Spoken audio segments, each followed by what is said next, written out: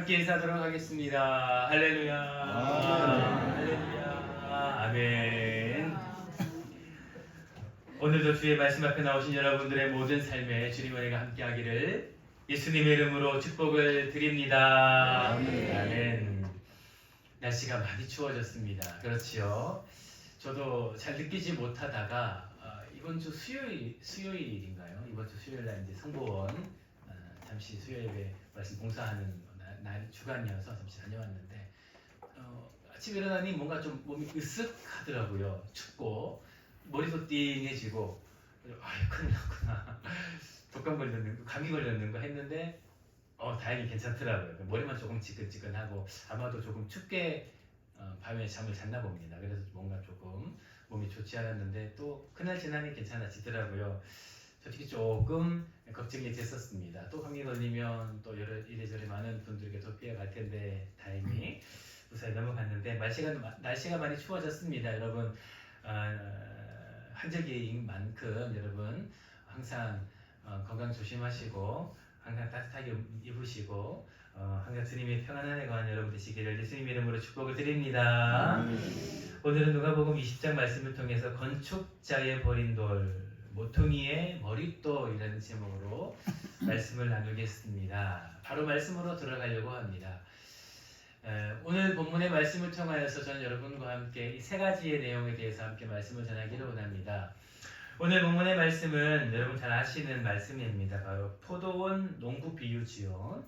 오늘 본문의 말씀은 예수님께서 이렇게 마지막 유월절을 보내시기 위해서 이 고난주간을 보내기 위해서 들어가신 그 주간에 있었던 비유입니다. 이 비유를 통해서 예수님은 이 말씀을 듣는 많은 자들 가운데에 그의 합당한 메시지를 전하셨는데 특별히 오늘 본문의 말씀에 분명한 목적이 있습니다. 그 목적은 바로 대상인데 저는 오늘 그 대상에 대해서 세 가지로 나누어 봤습니다. 첫 번째는 성도요. 두 번째는 사명자요. 그리고 마지막으로 세 번째는 주를 믿음으로 나아가는 모두 흩어져 있는 주의 몸된 교회를 향하여서 하나님은 이 메시지를 우리 가운데에 남겨주셨습니다. 오늘 본문의 말씀이 여러분의 말씀이 되어 여러분의 삶과 가정에 놀라운 은혜가 있기를 예수님의 이름으로 축복을 드립니다. 포도원의 비유, 농부 비유는 이렇지요. 오늘 본문의 말씀을 보니 한 사람이 포도원을 만들었습니다. 여러분 오늘 본문의 말씀에 보면 그저 만들었다라고 말씀하지만 이 포도원 농부 비유는 이 다른 사복음서에 나타나는 말씀인데 다른 말씀을 보면 좀 더 자세히 나타나고 있는데 이 한 사람이 이 포도원을 아주 정성 들여서 가꾸었던 것을 알 수 있습니다. 그러니 이제 한번 어떤 포도원 사업을 한번 해볼까 해서 이런 포도원을 만들고 그저 놀고 있는 무책임한 종들에게 맡긴 것이 아니라 이 농부는 아주 애정을 가지고 이 포도원을 만들었습니다. 그리고 그 포도원 그 농작물을 이 종들에게 맡겼던 거지요. 그렇게 이 농부들에게 세를 주고 이 포도원을 맡기게 되었습니다. 그리고 타국에 가서 타국에 가서 오래 머물렀다라고 말씀하죠. 때가 이르렀습니다. 때는 수확의 때입니다. 이제 이 포도원에 많은 열매가 맺은 시기가 되었던 것입니다. 그러니 이 포도원 소출의 얼마를 이제 바치게 하기 위해서 사실 바치는 것은 아니죠. 그 소유는 포도원 주인에게 있었기 때문에 이제 이것을 정당한 대가를 가지기 위하여서 종을 보냅니다. 그런데 농부들이 이 종을 몹시 때렸지요. 이해가 되지 않는 행동입니다. 그리고 다시 보냈습니다. 두 번째 종이죠.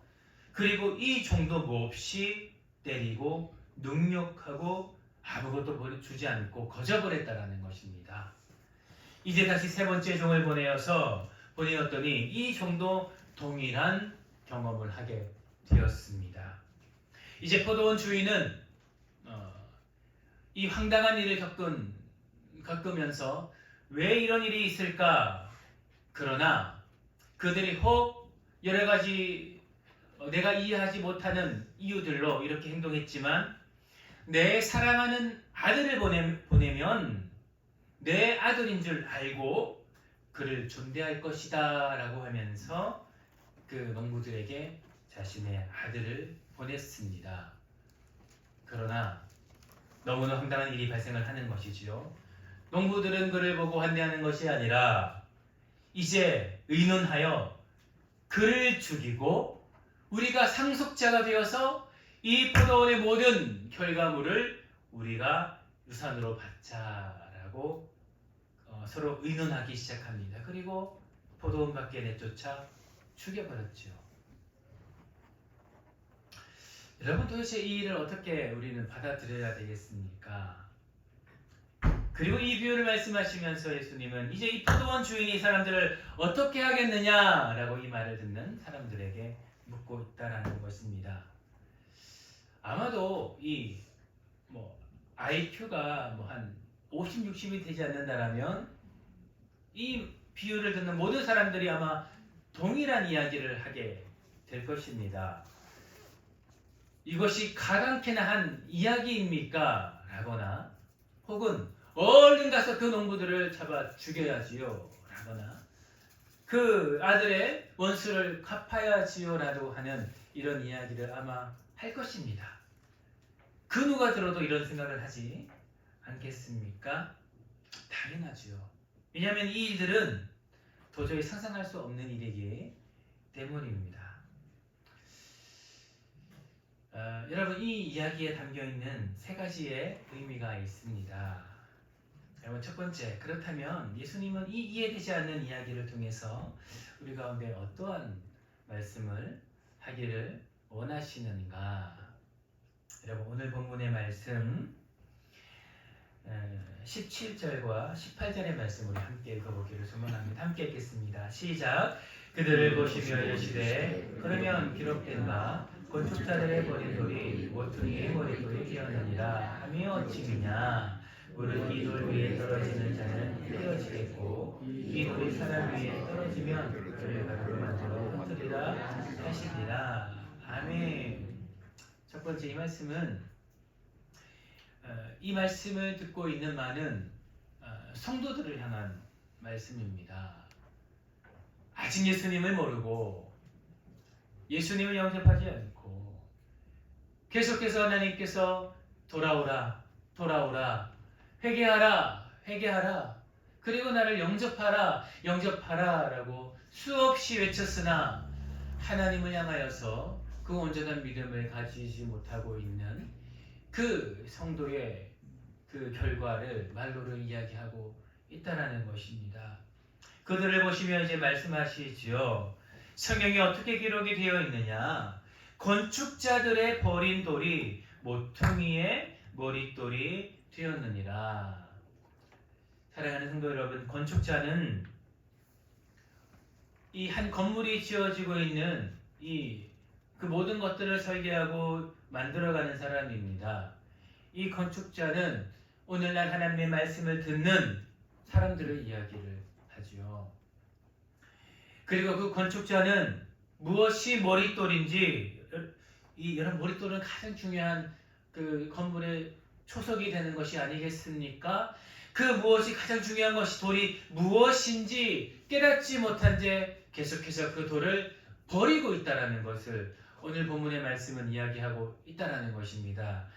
건축자는 그 가지고 있는 재료들 중에서 가장 귀한 것이 무엇인지 깨달아야 함에도 불구하고 이것을 깨닫지 못한 채 지금 계속해서 버리고 있다라는 것을 이야기하고 있다라는 거지요.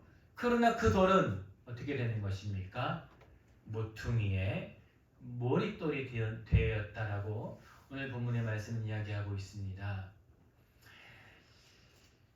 그렇기 때문에 오늘 이 농부들은 오늘날을 살아가는 하나님을 알지 못하는 혹은 하나님을 알고 있으나 그 은혜 가운데 더 깊이 들어가지 못하고 있는 오늘날의 성도 혹은 하나님을 알지 못하는 이 땅의 많은 잃어버린 자들을 이야기하고 있다는 것입니다.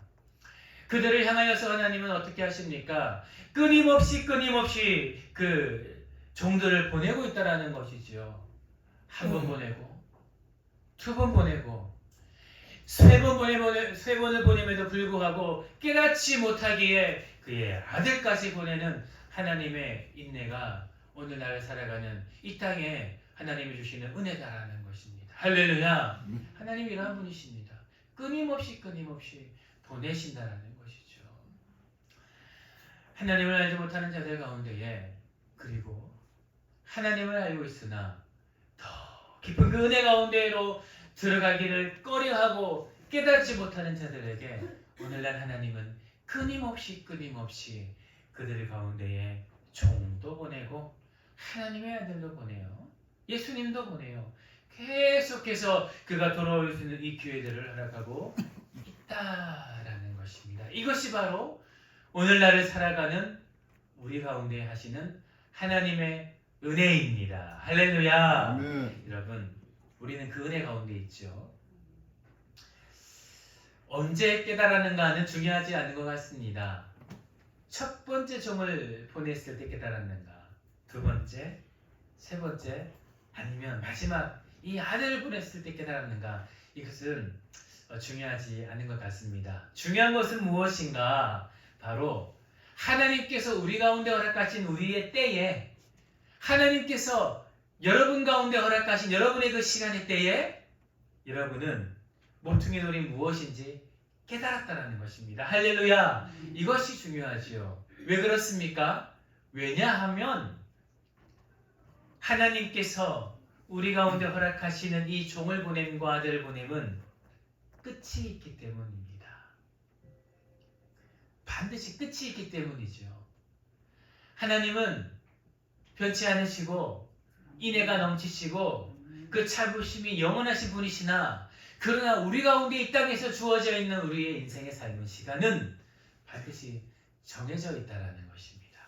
그 시간 안에 하나님의 은혜가 임해야 된다는 것이죠.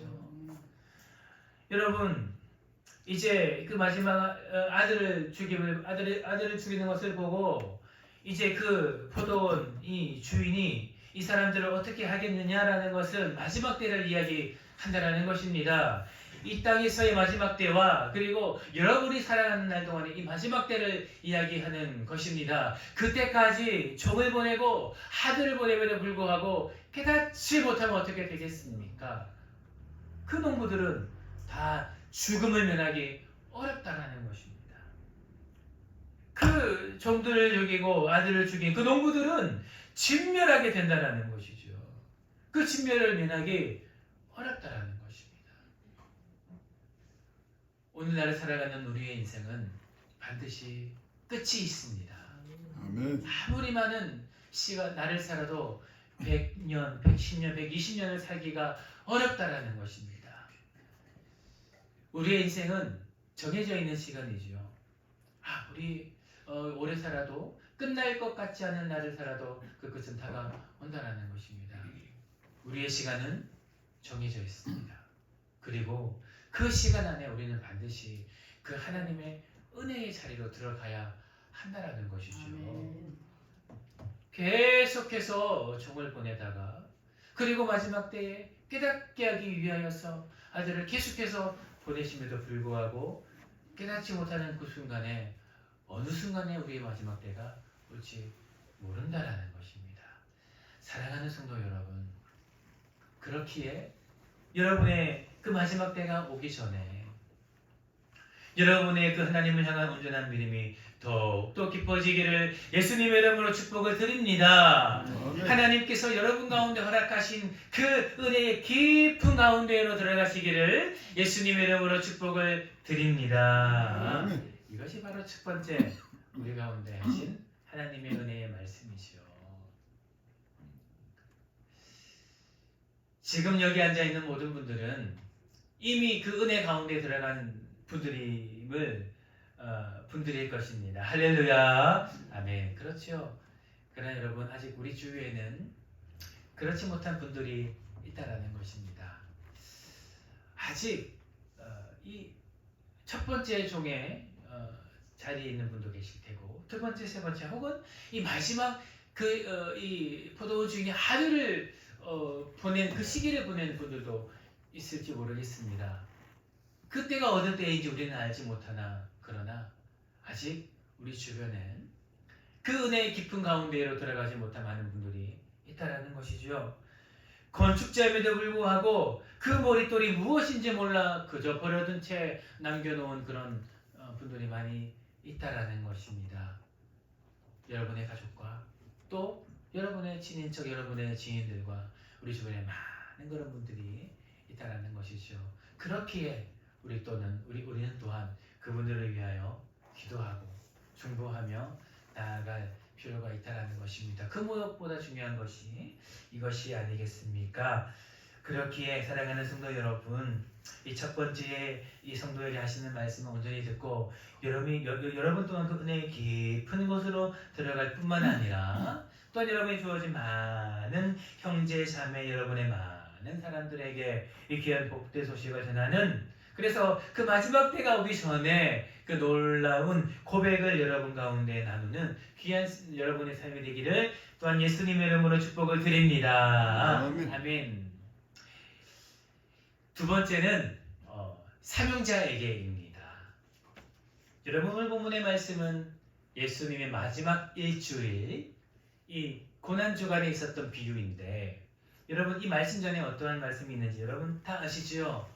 예수님께서 예루살렘에 입성하셔서 성전에 들어가셔서 그 성전을 깨끗하게 하시고 그 하나님의 말씀 안에 온전히 행하지 못하는 많은 것들을 이렇게 가르치시고 훈계하시고 또한 말씀하셨습니다. 예수님의 이 마지막 때의 비유를 보면 다른 예수님의 3년간의 공생의 시간에 이 말씀보다 그 비유가 조금 더 공격적이고 좀 더 직설적입니다. 저는 이 말씀을 보면서 이 마지막의 일주일이기 때문에 그렇지 않을까라는 생각을 하곤 하는데, 여러분 사실 오늘 본문의 말씀도 그런 말씀이지요. 예수님께서 들어가시자마자 그 성전을 뒤엎으시면서 그 성전을 깨끗하게 하시는 그 행동을 하시면서 이 말씀을 하십니다. 여러분 그렇기 때문에 이 말씀은 무슨 말씀입니까? 바로 이 사명자에게 하신 말씀입니다. 여러분 제가 처음 말씀드린 것처럼 이 한 사람이 포도원을 아주 정성 들여 가꾸었다라고 말씀드리지 않았습니까? 다른 공간복음에 보면 예수님께서 이 한 사람은 하나님 혹은 하나님이신데 이 포도원을 아주 정성 들여서 준비한 것을 알 수 있습니다. 여러분 나중에 한번 읽어보십시오. 그리고 이 정성 들여서 가꾼 이 포도원을 이 농부들에게 세를 주고 맡겼다라는 것입니다.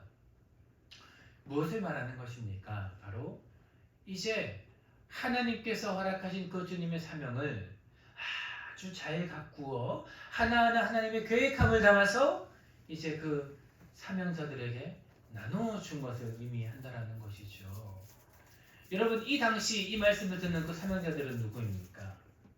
바리새인 혹은 사두개인, 그 성전에서 많은 하나님의 그 성전의 관리를 맡았던 그런 사람들, 이스라엘 백성들을 그들 잘 말씀을 전하고 그들 말씀 안에 양육하고 이 성전에 일어나는 모든 예배들을 잘 이렇게 집행하라라고 부르셨던 하나님의 제사장들을 이야기하는 것입니다. 그들은 그들의 사명을 잘 감당하지 못했다는 것이죠. 어떻게 못했습니까? 오늘 본문에 말씀하시는 것처럼 이렇게 포도원을 주면서 그 포도원을 잘 가꾸고 이렇게 그 포도원을 관리하라고 말씀하셨는데, 이제 그 포도원에서 하나씩 포도가 나면서 그 과실들이 맺게 되면서 그들의 눈에 욕심이 들어차는 것이지요. 하나님께서 그들에게 세를 줌으로 말미암아 정당한 임금을 지불을 하였고, 그 모든 소유는 하나님의 것임에도 불구하고 이 농부들은 자신의 것이 아닌 이 포도원의 결과물에 대해서 욕심을 부리기 시작했다는 것입니다. 여러분, 그 결과가 무엇입니까?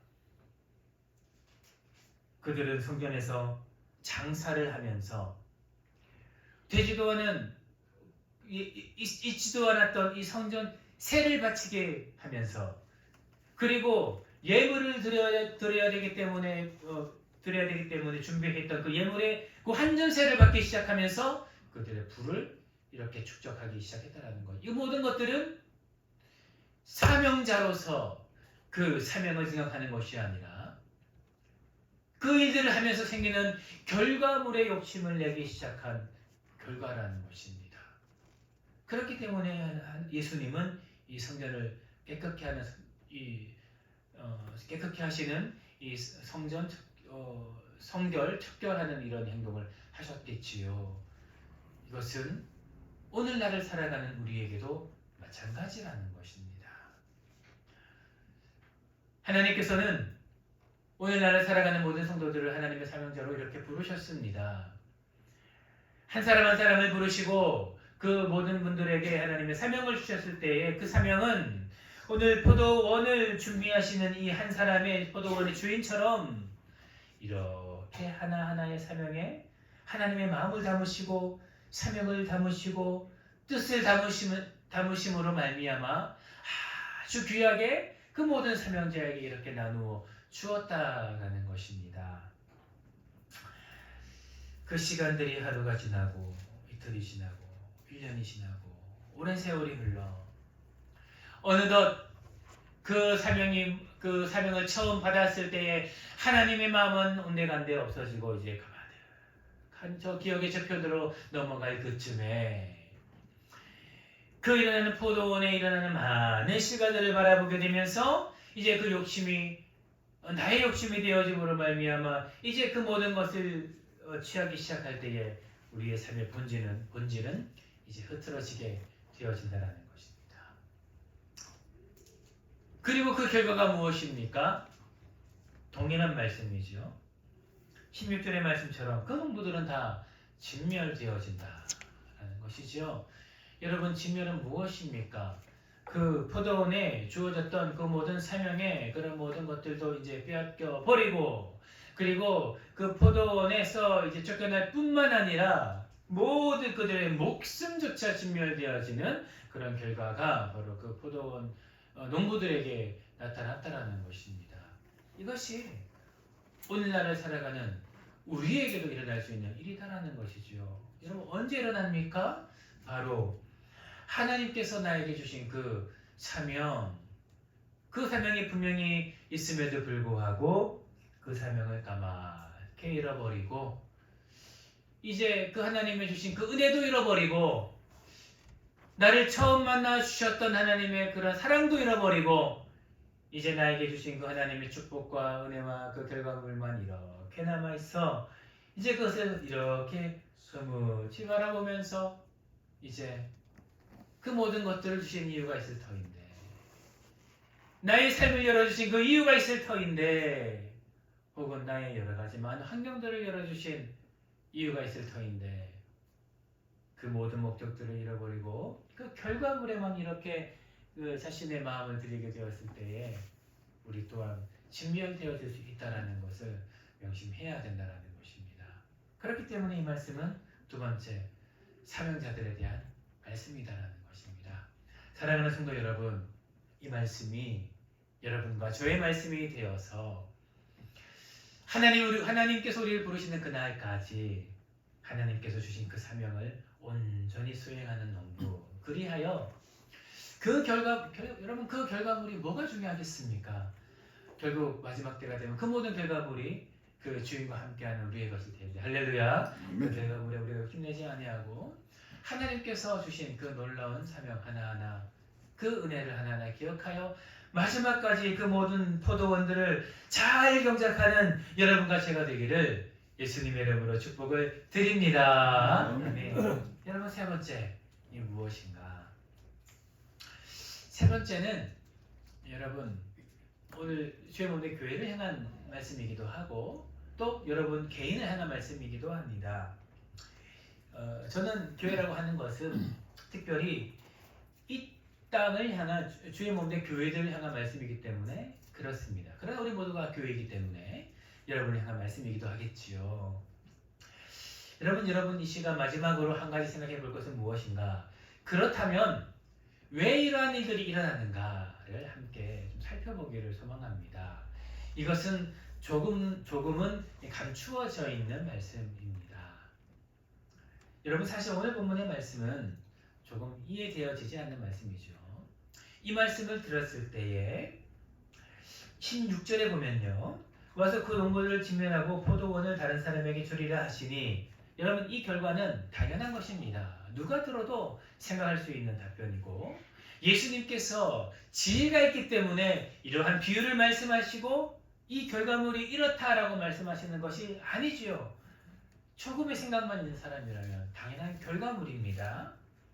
근데 여러분 16절 중반에 주리라 하시니 사람들이 듣고 이르되 그렇게 되지 말하지이다 하거늘. 여러분 이 말씀이 무엇입니까? 그런 일들이 있어서는 안 됩니다. 그런 일들이 어떻게 일어납니까? 라는 한탄스러운 말이라는 것이죠. 여러분 이 말씀은 무엇입니까? 이 비유를 듣는 모든 사람 또한 이런 일들이 일어날 수가 있습니까? 라는 거죠. 왜냐하면 여러분 이 농부들이 세를 받고 그 포도원을 이렇게 가꾸면서 그리고 경작을 하면서 어떻게 그 아들까지 죽일 수 있을까라는 생각들을 모든 사람이 했을 것입니다. 우리가 오늘날 보는 뭐 1일 드라마의 막장 드라마도 아니고 당연히 그 결과가 뻔히 비참할 것을 아는데 왜 이런 일들이 벌어졌을까? 여러분 두 가지의 숨겨져 있는 비밀이 있습니다. 여러분 오늘 본문의 말씀 9절의 말씀 우리 한번 같이 읽어보겠습니다. 9절의 말씀 함께 읽겠습니다. 시작. 그가 또 이 비유로 한 사람이 포도원을 만들어 농부에게 새로 주고 타국에서 오래 있다가 아멘. 마지막 말씀에 보니 타국에 가서 오래 있다가 라고 말씀하죠. 그리고 때가 이르매 10절 말씀에 때가 이르매 라고 말합니다. 오래 있다가 그리고 때가 이르매. 이 말씀이 의미하는 것은 무엇일까? 도대체 얼마나 오래 있었던가? 사랑하는 성도 여러분, 이 당시에 어떤 이 포도원이 처음 이제 만들어지고 나서 이제 그 포도나무를 심고 나서 여러분 열매가 맺지 않습니까? 그리고 이제 이것을 하나 그 실과물을 타면서 본격적으로 그 결과물, 그 수확물을 이제 시장에 내놓을 수 있을 만큼의 상품성을 갖기 위해서는 약 한 4년 내지는 5년 정도가 걸린다고 합니다. 그전에는 이제 그 나무가 그 땅에도 이렇게 적응을 해야 되고 또 여러 가지 많은 양분을 먹으면서 또 자라나야 되고 그렇기 때문에 정말 상품성이 있는 그런 결과물을 내기 위해서는 그 정도의 시간이 걸린다라는 것이죠. 그러니 사실 이 농부는 이 포도원 주인은 어떤 목적이 있었기 때문에 타국에 간 것은 아니라는 것입니다. 실제로 일반적인 일이었다라는 것이죠. 어떤 포도원의 주인이 그 포도원을 잘 가꾸고 나서 4년씩 5년씩 기다리는 것은 당연한 일이다라는 것입니다. 그리고 때가 되었다. 그리고 때가 되어서 포도원 소출을 가지기 위해서 보냈다라는 것은 당연한 일이다라는 것이죠. 그래서 이 농부가 4년, 5년의 시간 동안 이제 그 포도원 주인은 멀리 가 있었다는 것입니다. 중요한 건 무엇입니까? 그 기간이 꽤 길었다라는 것이죠. 꽤 길었다라는 것입니다. 여러분 5년의 시간이라는 것은 상당한 시간입니다. 뭔가 그 마음 안에서 사명을 받고 뭔가 그 처음 마음을 충분히 잃어버릴 수 있는 시간이다라는 것입니다. 처음에 그 사명을 받고 그 주인의 뜻과 사명을 충분히 잃어버릴 수 있는 시간이었다라는 것입니다. 여러분 두 번째 한 가지가 더 있습니다. 그것은 무엇인가? 여러분 이제 때가 되어서 종을 보내었는데 첫 번째 종도 죽이고 두 번째도 죽이고 세 번째도 죽이죠. 그리고 마지막 이 아들도 죽여버립니다. 이것은 도대체 무슨 일일까? 여러분 당시 이 소작인이 있죠. 그 포도원 주인이 있습니다. 보통 포도원 주인은 소작인에게 이 포도원을 다른 농작물도 마찬가지입니다. 포도원을 맡깁니다. 그리고 관리를 하게 되는 것이죠. 그리고 이 농작물을 바치게 되는데 그 당시 어떠한 법이 있었는가?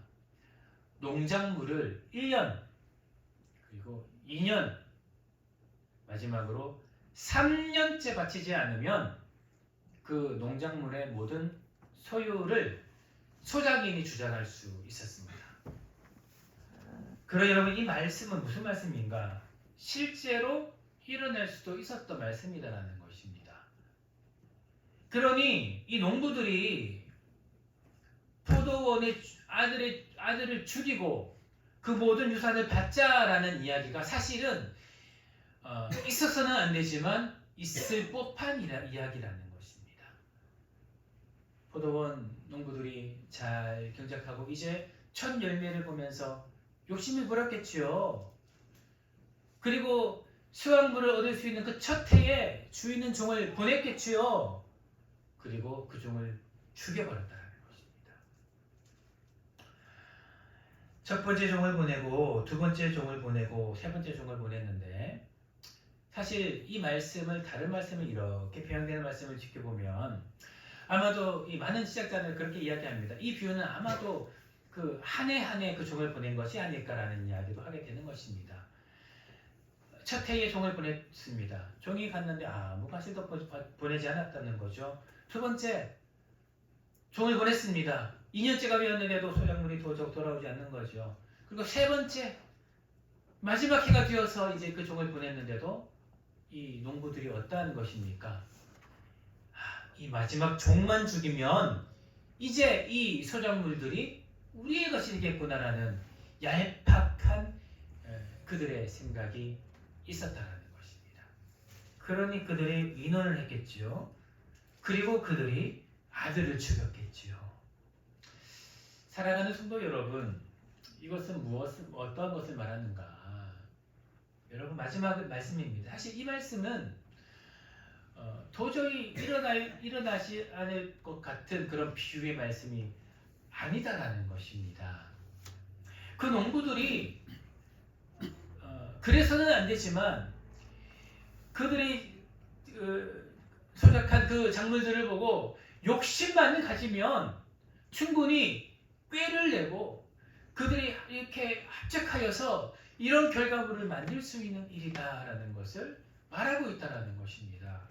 겉으로 보면 어떻게 이런 일이 일어날까라고 생각하지만 그 당시 일어날 수 있는 일이었다라는 것을 오늘 본문의 말씀 우리에게 말씀하고 있다는 거죠. 여러분, 사랑하는 성도 여러분, 이것이 너무 무섭다라는 것입니다.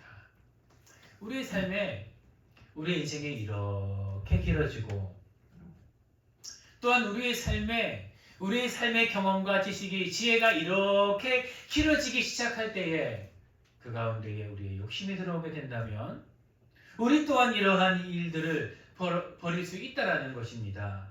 여러분이 이 말씀을 읽으면서 어떻게 이러한 일들이 일어날 수 있을까라는 그런 일들이 우리의 삶에도 충분히 일어날 수 있다라는 것입니다.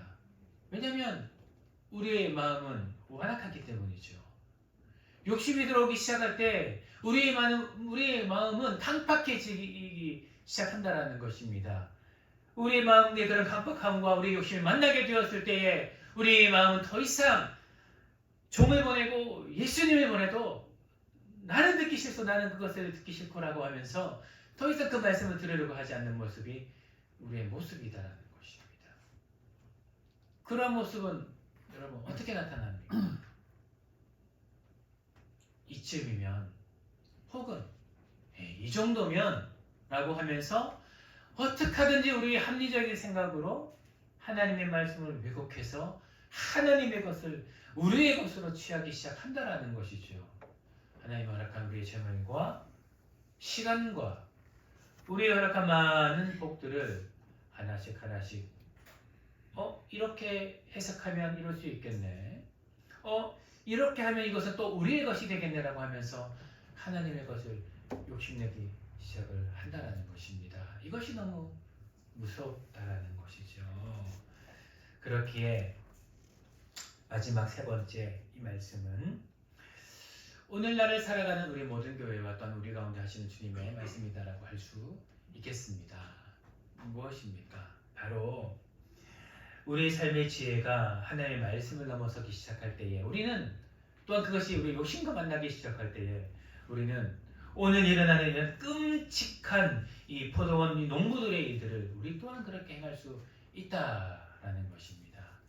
이 사실을 명심하시고 언제나 여러분 가운데 허락하여 주신 그 은혜를 기억하여 여러분의 허락하여 주신 그 말씀의 능력을 기억하여 다른 것 바라보지 아니하시고 여러분의 삶의 지혜나 경험이나 지식이나 그런 것들을 여러분 의지하지 않고 오직 하나님의 말씀 안에 거한 여러분 삶이 되시기를 예수님의 이름으로 축복을 드립니다. 그럴 때에 하나님께서는 마지막에 놀라운 그 소정문의 모든 것을 마지막 때에 여러분과 함께 우리에게 하신다는 것입니다. 우리를 넘어지게 하는 것은 이런 얄팍한 인간의 지식과 경험과 지혜라는 것이지요. 이것이 우리 욕심과 만나게 될 때 우리는 오늘 농부들과 같은 넘어짐이 우리의 삶에도 있을 수 있다는 것입니다. 말씀을 정리합니다. 사랑하는 성도 여러분, 하나님은 언제나 우리를 찾으십니다. 잃어버린 영혼을 찾으시고 문이 살짝 열려서 아직 활짝 열려지지 않는 분들도 계속해서 찾으시는 것이죠. 닫힌 문을 여는 것도 우리입니다. 조금 열려서 하나님의 은혜가 들어왔는데 그 문이 아직 활짝 열리지 않는 그 문을 여는 것도 우리라는 것입니다. 여러분, 두 번째, 사명자에게는 하나님의 놀라운 그 사명이 있습니다. 그 사명자에게 요구되는 것은 무엇입니까? 끝까지 바로 그 포도원을 잘 경작하고 관리하는 것이죠. 세 번째, 언제나 우리는 우리의 삶의 지식과 경험과 지혜를 조심해야 됩니다. 왜냐하면 그것이 우리의 욕심과 만나게 되었을 때에 일어날 것 같지 않은 이 포도원의 농부의 비유가 오늘날을 살아가는 우리의 삶이 되어지기 때문이죠. 이 세 가지 여러분과 주의 말씀이 되어서 언제나 주님의 은혜 가운데 거하는 여러분 삶이 되시기를 예수님의 이름으로 축복을 드립니다. 아멘. 함께 기도하겠습니다. 하나님 아버지 감사합니다. 오늘 귀한 말씀 안에 거하게 하시니 감사합니다. 이 말씀이 우리의 말씀이 되어 제나 주님의 거룩한 성도의 삶을 살아가게 하소서. 감사를 드리며 살아계신 예수님의 이름으로 기도드립니다. 아멘. 다 함께 찬송가